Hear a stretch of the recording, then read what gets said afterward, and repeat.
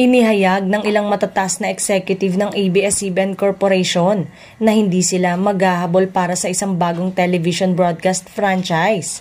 Sa naging mensahe nila sa mga empleyado, inihayag ni Kapamilya President at Chief Executive Officer Carlo Katigbak at Chief Operating Officer Cory Vidanes na wala pa silang balak mag-apply para sa isang bagong prangkisa.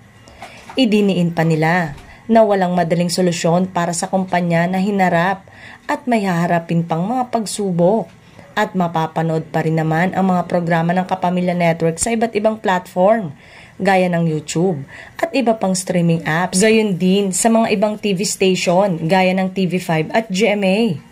Marami mang politiko ang naghain ng resolusyon upang bigyan ng ABS-CBN ng isang bagong prangkisa mula noong ipagkait ito noong July 2020. Hindi yun binigyang pansin ng pamunuan ng media giant at sa halip ay pagtuunan nila ng pansin ang pagpapalawak nila ng digital presence at international marketing. Sa isa umanong internal memo, malinaw na sinabi ni ABS-CBN Carlo Katigbak at COO Cory Vidanes na there are no plans to apply for another broadcast franchise. Ayon pa sa isang source, masaya na raw sa kasalukuyan itong content partnership with ABS-CBN.